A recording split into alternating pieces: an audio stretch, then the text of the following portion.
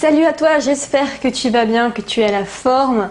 Alors on se retrouve aujourd'hui dans cette nouvelle vidéo pour te montrer que j'ai retrouvé mon bulletin du bac blanc. C'est pas fameux, je me suis dit que j'allais peut-être te faire une petite vidéo là-dessus pour t'inspirer, pour te donner quelques conseils et surtout te montrer que tout est possible. N'oublie pas de t'abonner, c'est une vidéo chaque dimanche. À tout de suite. Alors, je vais un petit peu détailler chaque note que j'ai eue. Et en regardant mon bulletin, en fait, j'avais même déjà commencé à confondre le coefficient avec la moyenne. Et quand tu te rends compte que le coefficient est plus élevé que la note, tu te dis « Ah ouais, quand même ». Du coup, on commence avec la philo. Donc moi, j'étais en bac ES. La philo, c'était coef 4. Et j'ai eu 3. 3 quand même, ouais. Et c'était un coef donc assez élevé. Et je me souviens que la philo, c'était assez particulier parce que on avait parfois voilà, des examens blancs, enfin des devoirs communs, on appelle ça, je sais plus trop comment on appelait ça, mais c'était le samedi matin pendant 4 heures. Et en fait, c'était des sujets de bac. Et je me suis dit, je vais essayer de faire tout ça en 1 heure parce que je suis fatiguée et après les 3 heures qui restent, je vais juste dormir, qu'on me foute la paix. Je me suis donnée à fond là-dessus en 1 heure et j'ai eu la meilleure note de la classe. C'était assez fou. Et je me souviens que quand le prof voulait distribuer les copies une par une, ceux devant avaient vu ma note et se retournaient vers moi avec les gros yeux, parce qu'ils savaient très bien en plus que j'avais fait ça en 1 heure. Donc comme quoi, tout est une question de méthode. Si tu es bien concentré dessus, tu peux faire en 1 heure un sujet en 4 heures. Donc là j'avais 3, sinon j'ai eu 8 au bac normal. En histoire-géographie, j'ai eu 7. Et c'est ce que j'ai eu aussi au bac. Alors par contre, ici la différence, c'est que pour les examens blancs, j'avais toujours en dessous de la moyenne. Quand j'étais en première, j'avais toujours en dessous de la moyenne. En terminale, j'avais le même prof. Enfin, c'était une femme. Et je me suis dit, cette année, jamais je n'aurai en dessous de la moyenne. Et je n'ai jamais eu en dessous de la moyenne aux examens. D'accord? Donc, je me suis vraiment donné les moyens pour ne jamais avoir en dessous de la moyenne au contrôle. Mais j'aurais dû me donner plutôt cet objectif pour les examens blancs et pour le bac. Malheureusement, c'était voilà, c'était pas vraiment le bon focus en fait. En mathématiques, j'ai eu 4. Ah, franchement, il y a du niveau. Hein. J'ai eu 4 et le jour du bac, le prof de maths pensait que j'avais eu 13. Bon, je l'ai laissé croire ça parce que voilà, je raconterai après en maths comment ça se passait. Ensuite, en anglais, j'avais eu 6. 6. Mais après, j'ai eu une prof en fait qui donnait une méthode vraiment superbe pour réussir l'anglais. Et j'ai réussi à avoir 10 quand même au bac. Donc j'étais super contente de moi, même sans trop bien comprendre. Grâce à une méthode, j'ai réussi à avoir 10. Ensuite, en allemand, j'ai eu 11. Alors qu'en vrai, j'ai eu 7 à l'oral au bac.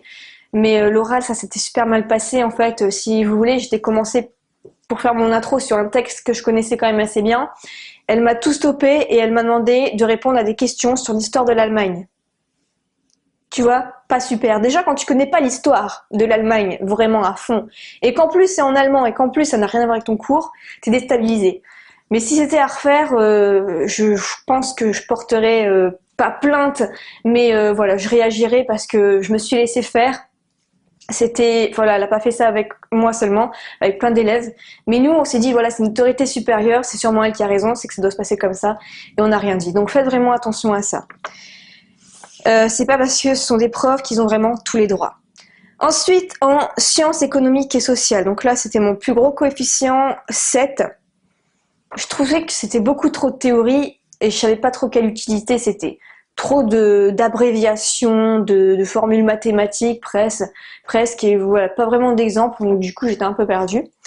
Ensuite, en sciences économiques, spécialité. Donc là, par contre, j'ai adoré cette matière. Et aujourd'hui, comme en plus, j'ai une entreprise, franchement, je reprends même les exemples du lycée parce que maintenant, ça me parle vraiment. C'est en fait toutes les théories des grands inventeurs, des grands économistes. Et par exemple, tu as Schumpeter, tu as Adam Smith avec la théorie de la main invisible.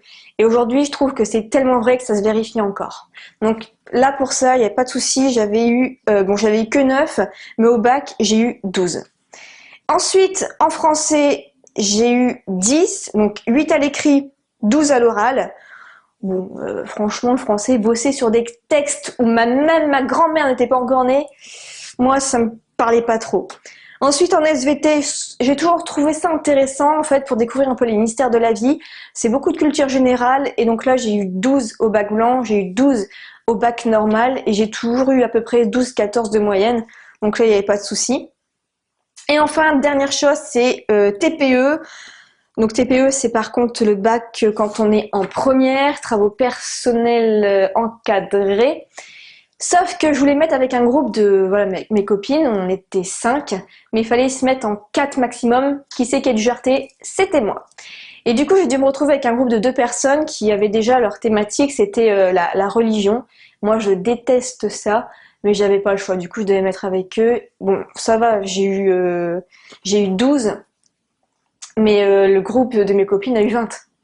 Et voilà, j'étais un peu déçue pour ça parce que c'est mal réparti et puis être obligé d'être dans un groupe pour travailler toute l'année sur une thématique que t'aimes pas, j'ai pas trouvé ça cool et puis les profs et les élèves, bah, ça, on avait rien à faire. Mais encore une fois, si c'était à refaire, je taperais du poing sur la table parce que faut pas non plus se laisser faire. Alors, tout ça pour te dire en fait qu'il y a un principe très fort, c'est que si les profs te voient comme quelqu'un de nul, eh bien toi tu vas t'y conformer. Si par exemple, je sais pas, si tu es en couple et que tu dis tout le temps à ton conjoint que c'est un égoïste, il va se transformer en égoïste. Si tu as peur qu'il devienne infidèle, il va se transformer en quelqu'un d'infidèle. Parce que tu lui donnes une étiquette. Mais c'est juste une étiquette. Et toi, du coup, comme les autres te voient comme ça, tu vas essayer de devenir comme ça, d'accord? Donc, tandis que si les profs t'encouragent, te disent que tu en es vraiment capable, que tu as le potentiel, tu vas y arriver. D'accord? Mais pour ça, il faut vraiment croire en toi. Et personne, je dis bien personne, n'a le droit de te faire du mal sans ton consentement. C'est-à-dire que si on te répète sans cesse que tu es nul, que voilà, tu ne deviendras, mais personne, tu te retrouveras chômeur, endetté, etc., et que personne ne voudra de toi, eh bien, si tu es un petit peu naïf, c'est-à-dire que si tu es encore au lycée, tu es encore mineur, comme moi je l'étais, tu te sens un petit peu comme ça parce que tu dis voilà, ils ont l'expérience, ils te voient comme ça, donc c'est que t'es sûrement comme ça. Mais c'est faux, c'est complètement faux. Si toi tu te penses capable d'y arriver, ils ne pourront pas te faire de mal. Même s'ils te disent que tu es nul, ils ne pourront pas te faire de mal parce que toi tu as décidé d'y arriver. Et pour la petite anecdote par rapport à mon prof de maths, en fait, je devenais même presque insolente. Ouais, moi j'étais devenue insolente à un moment parce que il me rendait mes contrôles, mes devoirs maison. J'avais toujours à peu près 5 et je rigolais. Enfin, je rigolais. Ça me faisait sourire en fait. Et même quand ils disaient mais regarde, mais qu'est-ce qu'on va faire de toi, etc. T'es nul, c'est n'importe quoi. Et puis en plus t'en rigoles.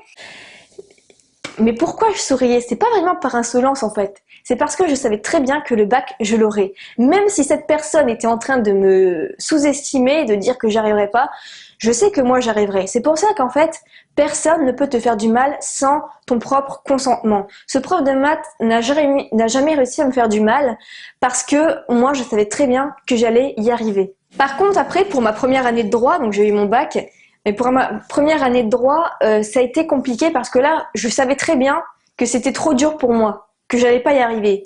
Résultat, j'ai pas réussi, j'ai dû repiquer ma première année. C'est pour ça en fait que sur ma chaîne, mon message, c'est que le mental est beaucoup plus important que l'intelligence en elle-même.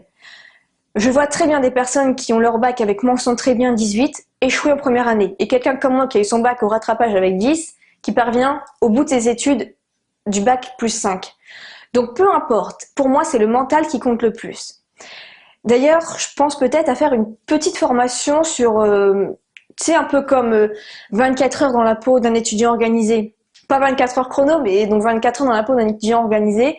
Donc un peu montrer tous les petits rituels qu'il faut faire pour attirer vers soi la réussite, pour y arriver, pour s'automotiver, pour avoir le bon mental. Enfin, je sais pas ce que t'en penses, dis-moi peut-être par un pouce ou en commentaire si ça peut t'intéresser. Mais je pense que ouais, ça peut être une sorte de formation routine en fait, routine du quotidien, qu'est-ce qu'il faut faire chaque jour pour se forger le bon mental pour la réussite. Donc pourquoi cette vidéo en fait? C'est pour te dire que quand tu commences à changer tes pensées, eh bien tu vas y arriver. Tu vas te conformer à ces pensées. Si tu commences à passer de je suis nul à Je suis quelqu'un qui va persévérer et y arriver. Tu vas finir par y arriver forcément. En fait, tu n'es que la représentation de ce que tu penses être. C'est-à-dire que si tu te penses comme un étudiant colérique, tu vas pas changer ton comportement, tu vas continuer d'être quelqu'un de colérique. Mais si tu continues, si tu t'efforces à te dire, non pas je ne suis pas quelqu'un de colérique, mais je suis quelqu'un d'optimiste, quelqu'un qui sait prendre du recul, petit à petit tu vas devenir comme ça parce que tu vas te forger, à force tu vas le croire et tu vas devenir ainsi. Et au final, changer son mental, c'est pas si compliqué que ça. Donc, vous voyez de quoi je suis partie du bac. Donc, attends, en tout, j'ai eu 7,19 de moyenne au bac blanc. D'accord? Et pourtant, aujourd'hui, à 25 ans, j'ai une entreprise qui tourne, je gagne 2 000 € par mois, et cette année, en 2017, je compte atteindre les 5 000 € par mois.